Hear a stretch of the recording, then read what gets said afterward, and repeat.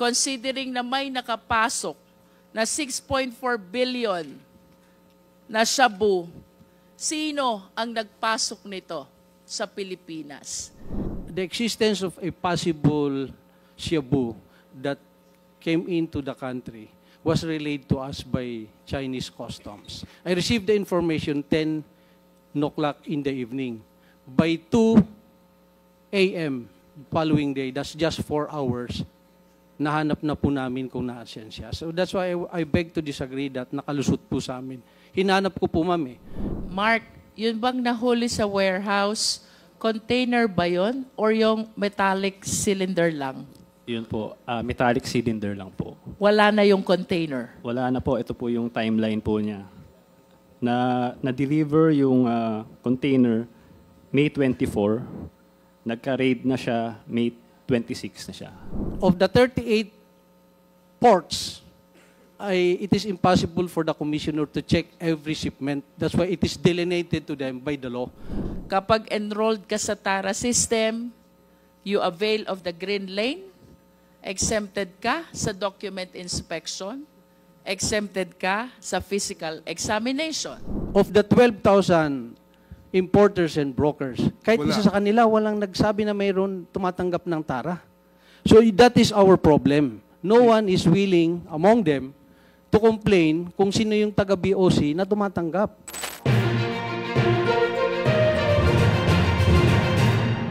Are you aware of this shipment number MCLU 61881? I'd like to request Your Honor to please refresh my memory. I cannot remember that, ma'am. MCLU 61881 pertains to the 6.4 billion smuggling of shabu, equivalent to 604 kilos of shabu, in which case Mark Taguba was convicted for smuggling of shabu by the Regional Trial Court. That is MCLU 61881. Kanina po, Commissioner, you said, you admitted with the documents which are being required during importer's accreditation, walang kayang itagong information ang importer sa inyo.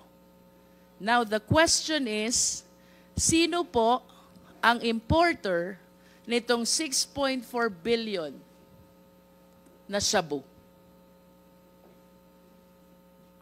Hindi ko na po matandaan, ma'am, kung sino po yung importer niyan. That importation has been a subject of a long court litigation. I understand, Commissioner, but this is an incident which really shook the BOC, especially during your term. Tama po ba yun? Yes, ma'am. If I may... And of course, the first question that you wish to be answered, considering na may nakapasok na 6.4 billion na shabu, sino ang nagpasok nito sa Pilipinas? I want to refresh your memory, Commissioner Faeldon.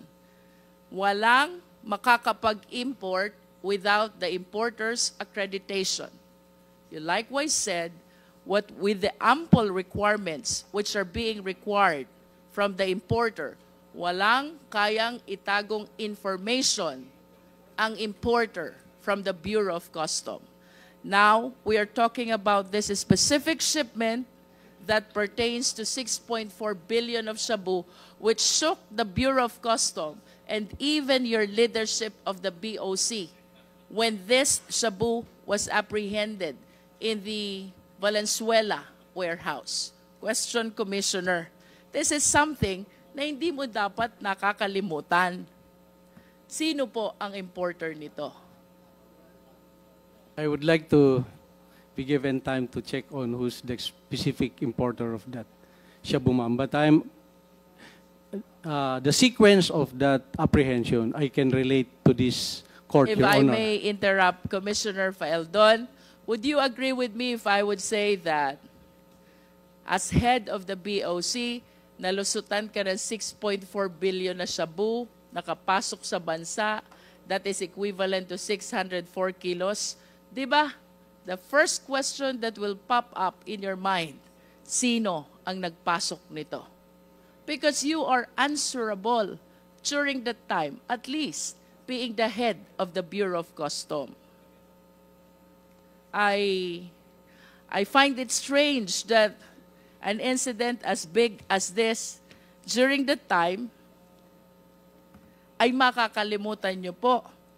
This is something na hindi nyo dapat makalimutan because it casted doubt to your Honor, leadership as head of the BOC. Ang alam kong nag-import, sila Taguba. But I want to be corrected if hindi po sila ang nag-import niyan. Nagparating sa bansa. Yung importer mismo, in the packing list, because this is, ma'am, if I be given just 1 minute to explain this, so that you are correct, ma'am, the nation has to know the truth about this. You may agree or disagree with me, ma'am, but please give me a chance to. Because this has been tackled by the nation in 2017. This importation, ma'am, the existence of a possible shabu that came into the country was relayed to us by Chinese customs. I received the information 10 o'clock in the evening. By 2 a.m. following day, that's just 4 hours, nahanap na po namin kung naasan siya. So that's why I beg to disagree that nakalusot po sa amin. Hinanap ko po, ma'am, because I was given the information that there's a shabu, possible shipment of shabu, na galing sa China. And the information was given to us. So I give instruction to the intelligence division. I give them the information and they look for it. So that is how this shabu came in. At nahanap po namin, ma'am, not a single kilo went to the streets. I think yung sinasabing nalusutan, yes, I take the responsibility since 2017. But if you read the Customs Modernization and Tariff Act, there's a clear delineation of the tasking of the commissioner and the customs collector. And in that law, it's very specific that only the collector has the right to release shipment. So of the 38 ports, it is impossible for the commissioner to check every shipment. That's why it is delineated to them by the law. The verification and authority to release all those shipments does not rely on the commissioner anymore. It is now on the individual port collectors. So, but when I received the information that there is a possible importation of shabu that passed through customs, it took us 4 hours to locate that, ma'am. And I want to take that as something that I did good, contrary to the perception that I let it go. I did not let it go, Your Honor. Commissioner Faeldon, let me complete the context of my question. When this representation made use of the term nalusutan, nahuli niyo yung shabu, pero hindi niyo nahuli yung importer. And today, I am asking you, sino ang importer? You cannot even say. An information which is supposed to be highly important because of the huge amount of prohibited drugs which were apprehended by you. Hindi ho ba quite strange yan na hindi nyo matandaan or perhaps you did not bother to check sino po ang importer nito? For me, Commissioner Faeldon, it is not enough that you apprehended the shabu. You should have arrested the people responsible for the shipment of shabu as well.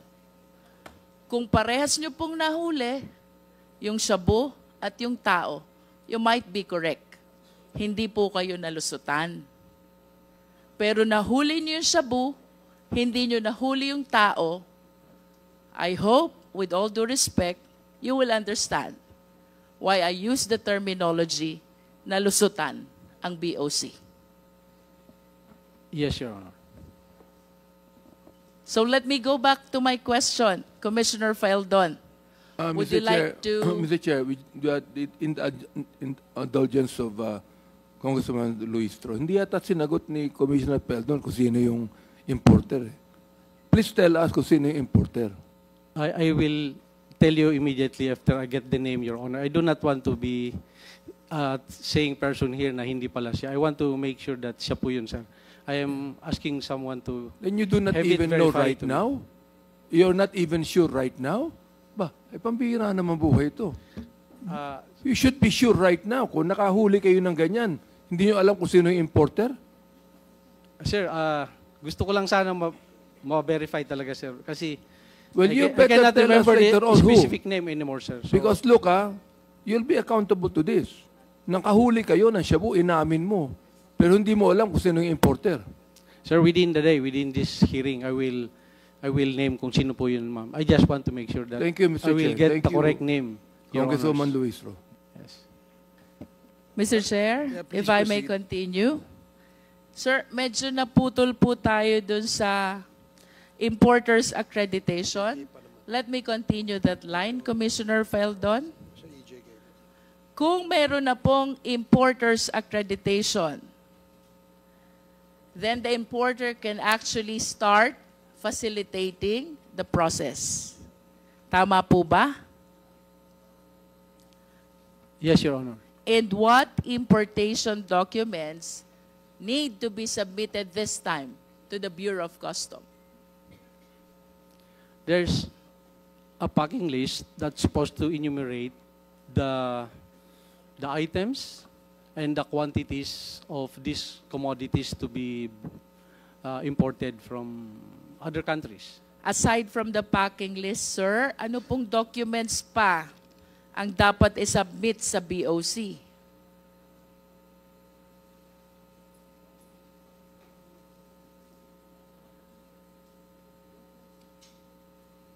This is the importation proper already. The importer already secured the accreditation. So, mag-i-import na siya. What documents need to be submitted to the BOC? You mentioned about the packing list. What else, Commissioner? The specific term, ma'am, I cannot mention it, but these are the invoices of these commodities from the corporation or from the manufacturer. You get these commodities.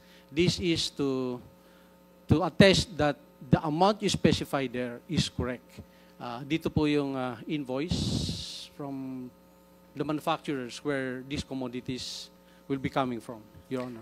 The packing list contains the description and the quantity of the goods, correct? While the commercial invoice contains the value. The of value, goods. ma'am, because this is where the tariff will be computed once these commodities arrive in the country. And Your when Honor. you say tariff, it means importation tax. Yes, Your Honor. Does it include bill of lading, Commissioner? Yes, Your Honor. Ano po bang nilalaman naman itong bill of lading in the interest of the Filipino people?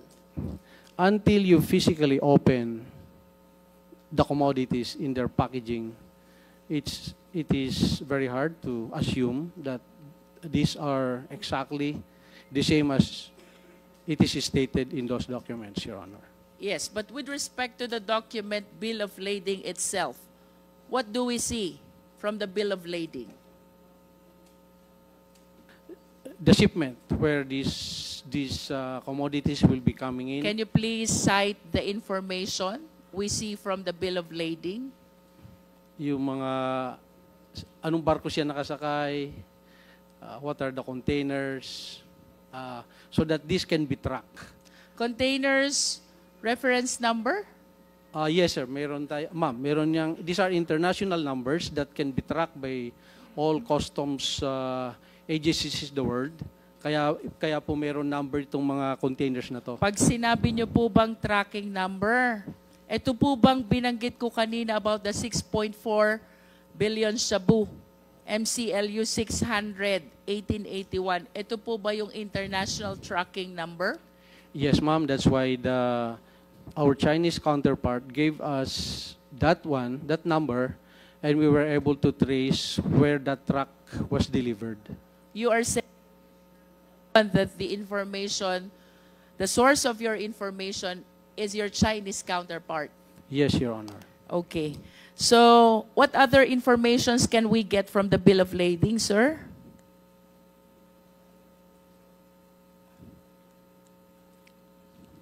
We have the international tracking number.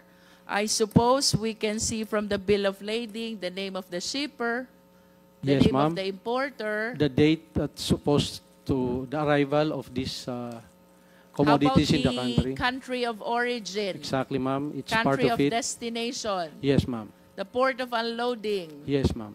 the consignee, Yes, ma'am. and the shipping line? Yes, ma'am. Can we determine through the bill of lading also the people facilitating the shipment here in the Philippines, apart from the importer, like for example, custom broker? The brokers. Pardon me, but I am not real particular if it's part, the brokerage is part of that, or it's a different transaction that a broker So you are will- not certain. You are not certain. If Yes, the ma'am. I'm not broker's very sure name whether is it's the indicated broker is also. included there. I'm not sure, ma'am. Saan po ginagamit, sir, yung special certificate or permit? This is among the documents which are being submitted to BOC. Saan po ba ginagamit to? Saan goods ito applicable?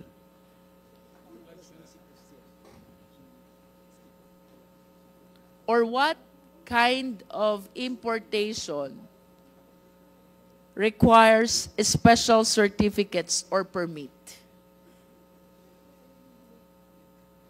I think some government importation, For example po, the importation of some government requirements that does not require payment of tariff, they may have different and special importation permit, Your Honor. can we cite as example firearms and ammunitions if the Philippine government, for example, is importing some? Yes, Your Honor. Ano po yung special permit na tinutukoy doon? The specifics of the permit, I cannot. And that permit is issued by the Philippine government? They have to get. There's so many government agencies that they have to pass through. There's an approval from the Philippine National Police, from the finance. When you get this special permit, it's a multi government agencies that approves that permit, and Customs Commissioner is not part of those who will approve it. It's secretary levels and multi-government agencies, Your Honor. Halimbawa po, mag-import ako ng luxury vehicles. May special permit po bang kailangan doon?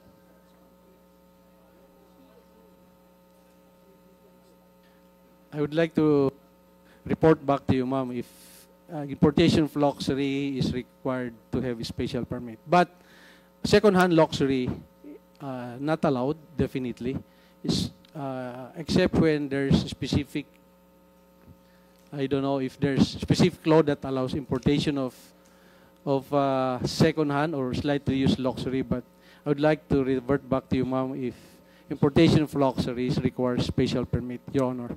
How about if I will be importing high-end branded garments or bags? Special permit required din po ba? I think the brand owner has to have a certificate that this specific, let's say, Hermes, are we talking about? Yes.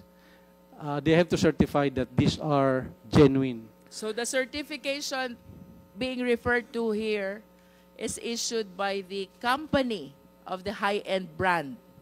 Yes, ma'am, because if this brand came into the country without those certification, they are subject to apprehension, Your Honor.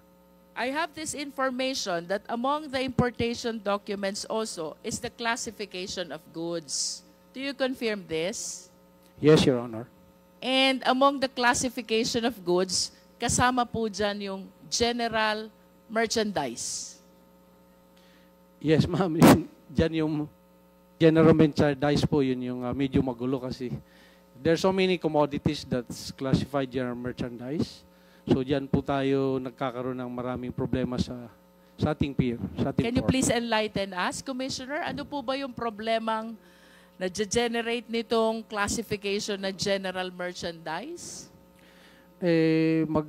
Mag-import ng, let's say, mga non-branded sapatos, mga damit, pero hahaluan na yan ng kung ano-ano na high-end commodity or prohibited commodities.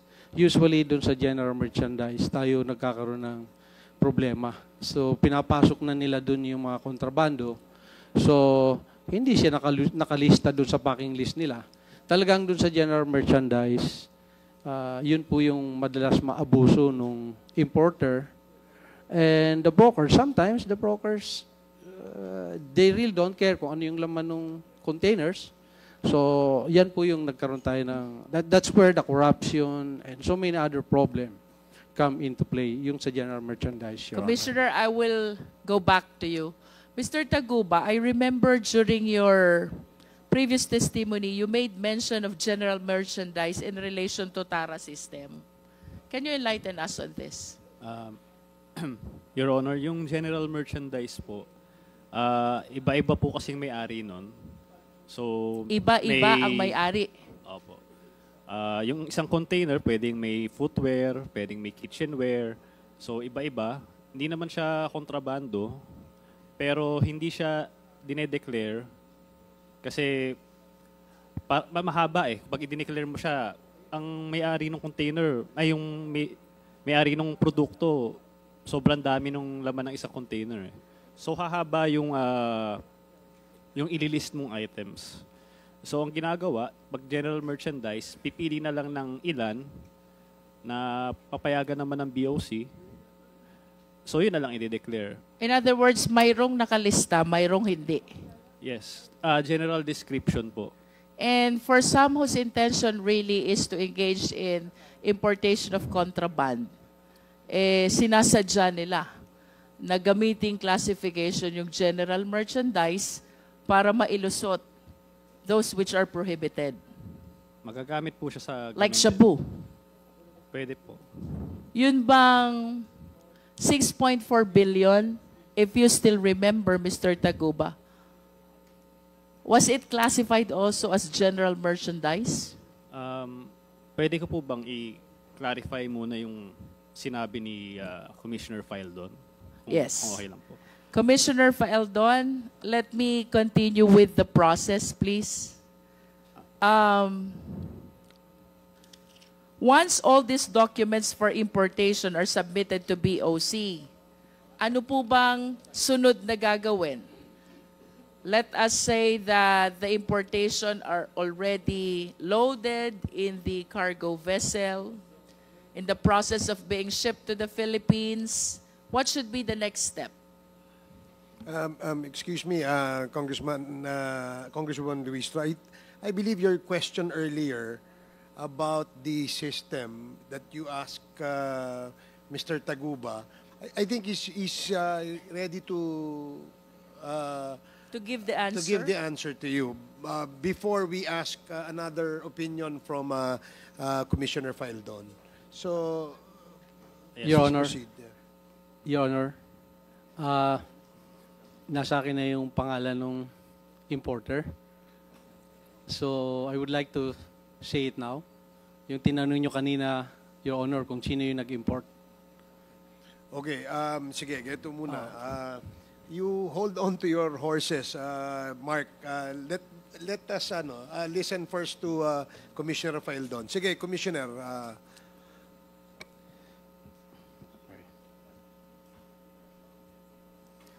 Yung importer po, ma'am, is a company na EMT Trading. EMT Trading. Yes, ma'am. And yung registered owner ay si Irene May Tatad. Nakakulong po yata ito ngayon, Your Honor. I would like Mr. Taguba to correct me if I'm wrong because I think siya yung I think he knows it.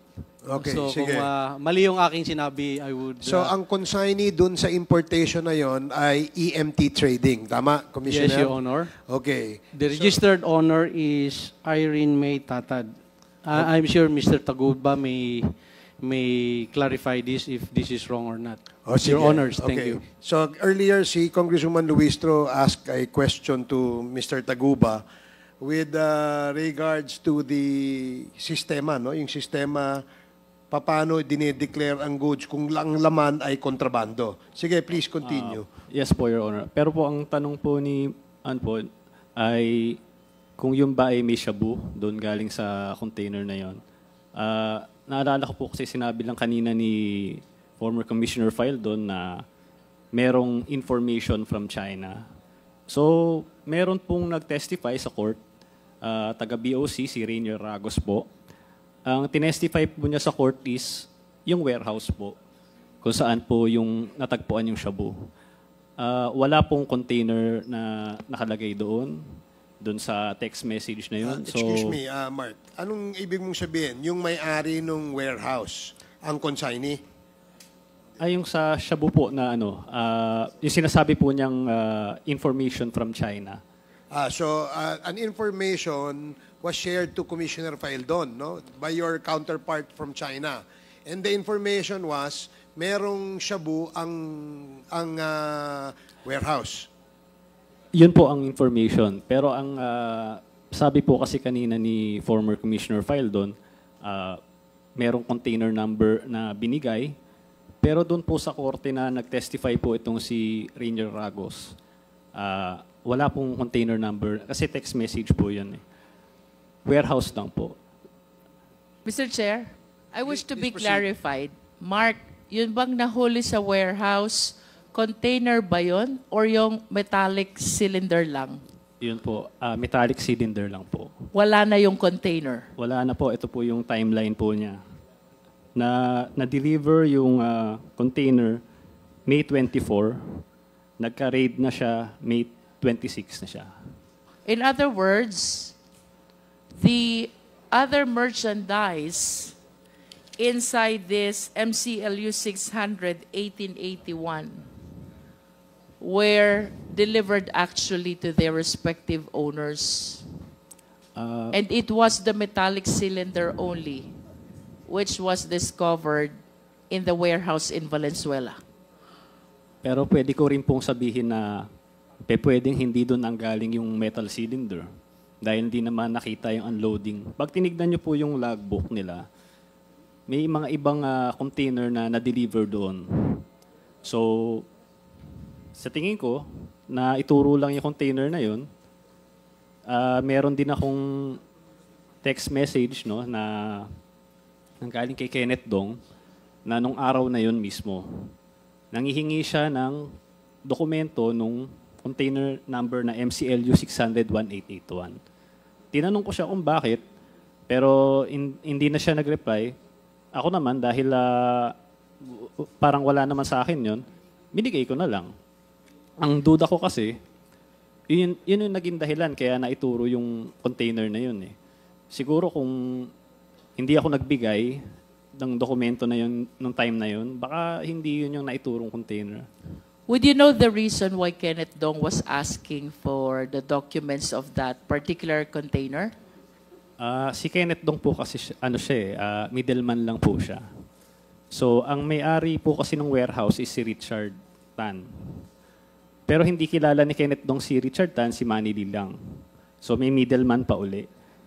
Kung hindi po ako nagkakamali, nag-hearing na po sa Senate ito noon, nang hingi ng dokumento si Manny Lee sa kanya. Ito, itong MCLU 600-1881.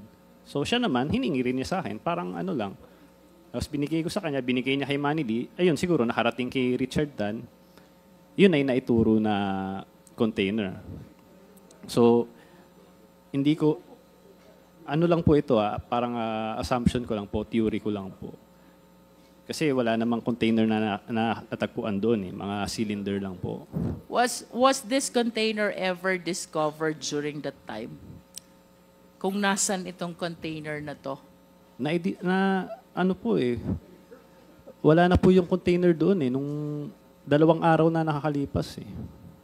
So, ang nakita na lang doon is yung mga metal cylinder na may nakalagay nga doon na na papel, yung Fidel Anoche D. Yun na yung pinagbasehan nila. But do you confirm that that container, the shipment inside that container was classified as general merchandise? Yes, Your Honor. Kasi per your narration, kapag general merchandise, maraming may-ari, various types of goods. But I wish to emphasize what you said, na pwede yung metallic cylinder ay hindi naman ang galing dun sa container na iyon. Kasi wala ng container na nakita sa loob ng warehouse. Wala po, hindi po. Wala If po that sila. is the case, Mr. Taguba, what therefore was the basis why you were made accountable for the metallic cylinder when there is no proof that that is one of the contents of that container? Yun po. Yung packing list naman, kailanman di ko nakita itong packing list na ito eh. Does the packing list mentions about metallic cylinder? Wala po. Yung sinasabi kong packing list, yung Anhai packing list, hindi po siya official document. Kailanman di ko siya nakita. Hindi siya sinabit sa BOC. Ang nakakaalam lang nito is si Manny Lee, sila Richard Tan, na yun, di umano, merong metal cylinder. And I remember you also testified before na you have a packing list with a stamp of the BOC, and another packing list was produced during the hearing in the court without the stamp of the BOC, and that was the one which was appreciated by the court. Yun po yung nangyari. Yung, Do you still have with you the packing list with the stamp of the BOC? ano na lang po, Xerox copy na lang po.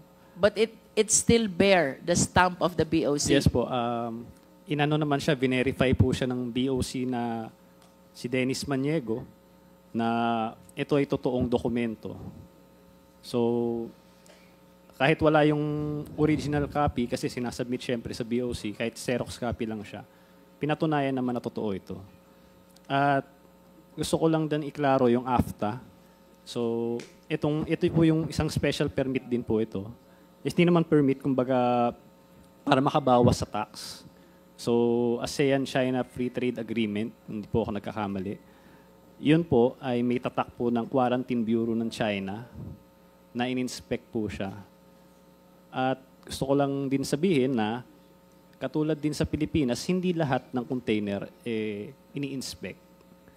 So, swerte rin siya at na-inspect siya. So, dapat talaga yung korte, nung in-assess niya, dapat pinanigan niya yung aming dokumento kaysa dun sa informal What do you packing list mean na yan. when you said swerte siya, na-inspect siya? Hindi po lahat ng container na i-inspect. Ganon din po. Hindi ganon talaga.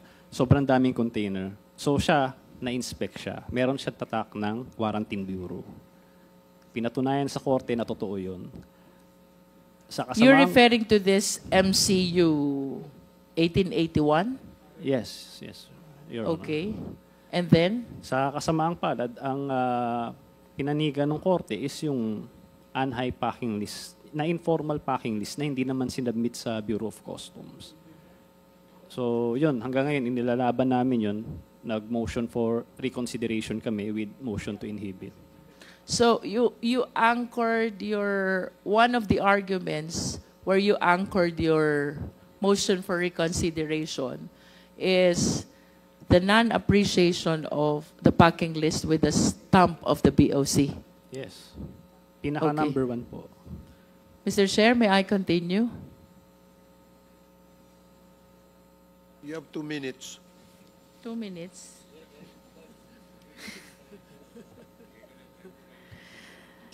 Commissioner Faeldon, I recall there's such a thing as declaration of goods with the BOC. Ano po ito, Commissioner? In paper, I think the declaration of goods is the the packing documents where you specify there what are these commodities you're importing and the quantity of each commodity that you'll be importing. I'm sorry, sir, but based on my research, this is different from the packing list. So, what distinguishes a good declaration from a packing list?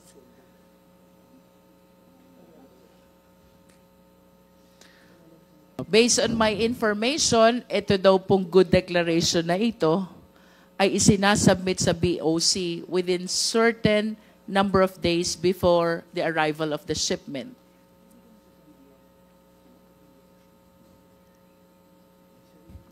I would like to ask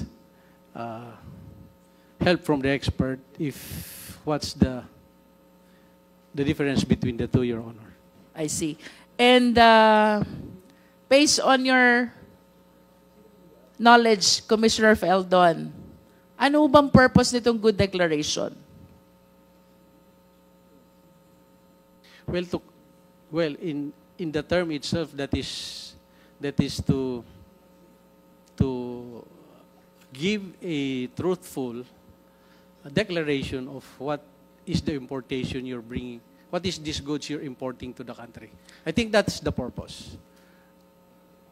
Perhaps it describes also the type of goods and the quantity and Exactly, the value. That's why my assumption is this is the packing list, because that is where the specific type of good quantity is being declared.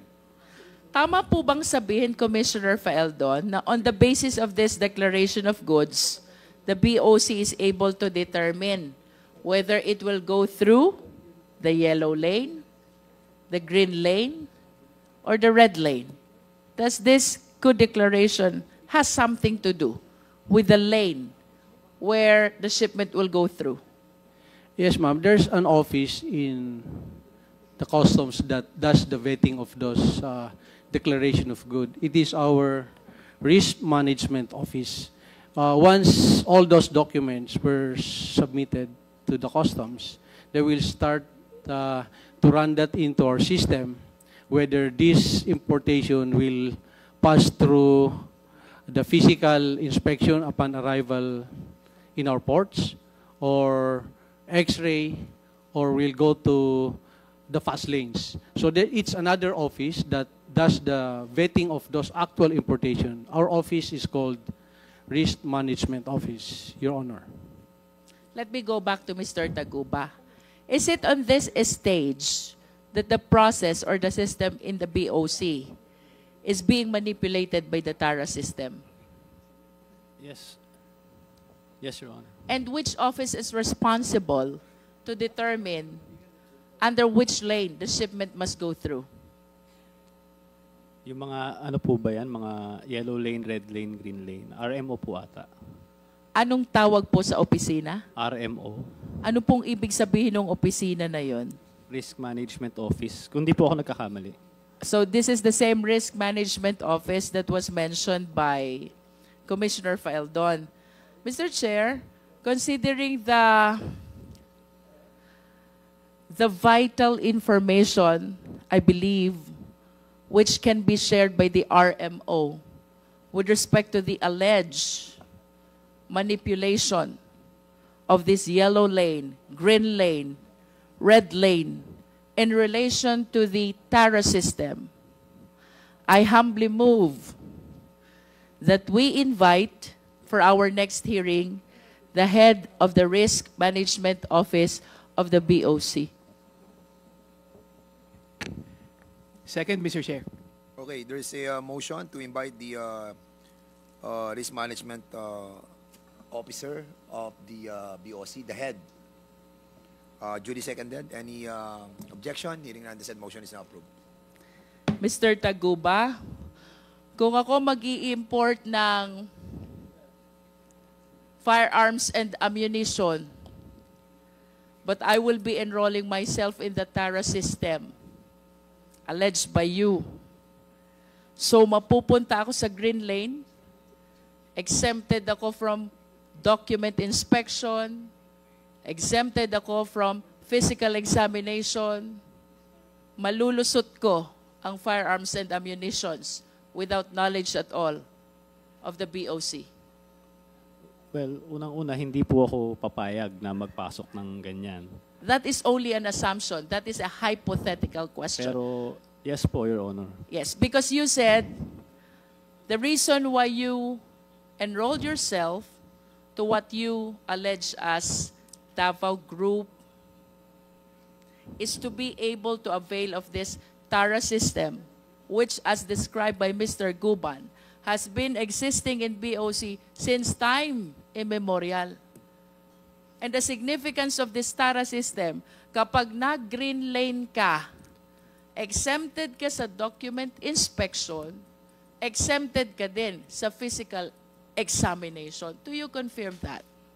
Yes, sir. Pwede ko po bang dagdagan yun? Hindi naman po, katulad po ng sinabi niya, time immemorial po, nandiyan na po yung TARA. Hindi po naman namin ginusto na pasukin yung TARA system na yan. Kaya naman ginagawa yan, siyempre, yung mga negosyante, kung makakabawas ka ng babayaran, gagawin mo. Lalo na kung itong mga For some, yes.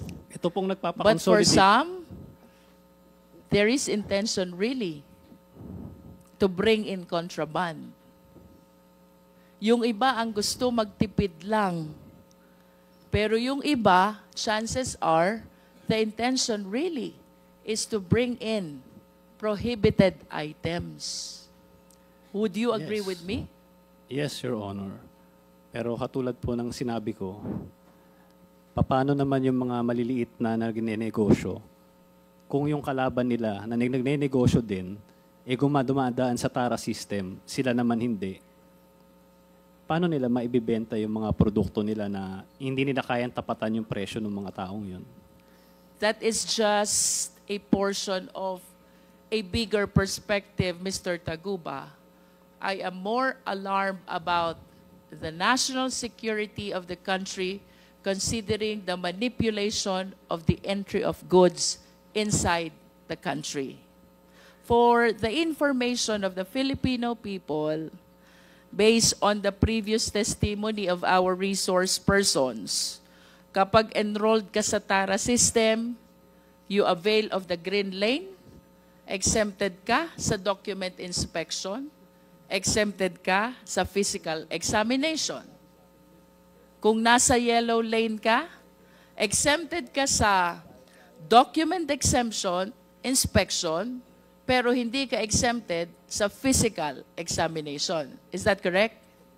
Yes po. At Yes, Your kapag Honor. red lane ka, subject ka both to document inspection and to physical examination. Yes po, Your Honor. Okay. Mr. Chair, gusto ko lang malaman kung sino yung naglagay ng mga ganung lane. Yung ba ay due course ng customs o sino ang naglagay nun? Yung red lane, green lane, BOC na po makakasagot po niyan. ang BOC na mga kugot nun. Hindi ko po alam. Okay, Commissioner Paildon, ano po yung sinasabi ni Mr. Taguban na red lane, green lane? Ano po yun? Those classifications, hindi lang po yan peculiar sa Pilipinas. Annually, there's a annual Director General's Conference of all customs chiefs in the world. And these are the best practices that has been agreed upon to do. When I assume, matagal na po siya doon. Ibig sabihin, you confirm na merong ganong classification. Yes, sir, but I would like to disagree on some of the requirements stated by one of our speaker here that when you pay TARA, nasa green lane ka. I would like to disabuse that because there's stringent requirements before you go there. Most of these corporations that are there, these are international corporations who have proven their honesty in importing commodities. You cannot be importer today and be at the Green Lane tomorrow. So, I Commissioner Apildon, you affirm, you confirm that there is a TARA system. Yes, Your Honor. I believe There in is. that. Oo. Yes, Your Honor. And you believe that to be legal. Pakiuli, sir, di ko na kuha. Do you believe that to be legal? It's The criminal. TARA system is legal. It's criminal, Your Honor. It is illegal. Yes, Your Honor. Illegal yan. Yes, Your Honor. But you know that there is. Of course, Your And I you know, did Your not Honor. do anything to stop it. I did a lot, sir, Your Honor. What did you do to stop the TARA system? Ang una-una, During sir, your time. yes, sir. In my small time there, a little over 1 year, in my first week of stint, I requested all the importers and brokers and appeal to them because I agree with your honors that this is since immemorial and we've been losing maybe trillions already. Because wala nagbabayad eh. Si Mr. Tagupa sinasabi niya gusto makabawas eh. Ang samang pakinggan eh. Kasi ginugulangan mo na kagad yung bansa eh. Gusto mong kumita, so bawasan mo na kagad yung tariff na babayaran mo. Talagang hindi pwede yan. So I appealed to them. Then after 2 months, unang meeting namin, these are thousands of brokers and importers. I appealed to them na maawa naman kayo sa bansa natin. Yung binabayad yung buwis, para sa atin yan. The second is dun sa trade center. I think more than 2,000 attended. Pero ganun pa rin, sir eh. Talagang embedded. Marami talagang importers and brokers na gustong kumita. So I started vetting kung sino itong mga airing. That's why we came up with that 4,000 na dinlist namin. Nagalit sila sa akin, of course, but lahat tayo, sir, naglilingkod sa bayan. So, sinasabi nga niya, gusto makabawas. Yes, makabawas sila sa kanilang binabayaran, pero yung taong bayan yung nalulugi dyan. So, I think, as far as they are concerned, hindi nila ako nagusto kasi 4,000 nga tinanggal ko sa listahan nila eh.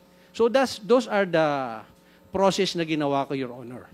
Talaga pong, Commissioner, ang sinabi ni Mark Taguba, gusto nilang makabawas, kaya sila yung nagpupunta roon sa classification ng lanes. Tama ba ako, Mr. Taguba? Pwede ko po bang sagutin yung sinabi? Go ahead. Sige po. Sagutin niyo. Yung sinasabing makabawas, unang-una, hindi namin gusto magtara. Yan naman hindi papansinin yung dokumento mo. Pag-i-explain muna sa amin, ano ba yung TARA system para sa kaalaman ng taong bayan? Ano ba talaga ang TARA system sa Bureau of Customs? Lagay ba yan? O ano ba yan? Lagay po. Grease money po ito, tara. O ibig sabihin, the TARA system is grease money. Nabanggit nga po ni Commissioner Paeldon, Mr. Chair, na ang TARA system is illegal, di ba? O, tama rin ang sinabi ni Mark Taguba na ito ay grease money o lagay. Ano? Yes po. Gaano kataas ang lagay sa isang TARA?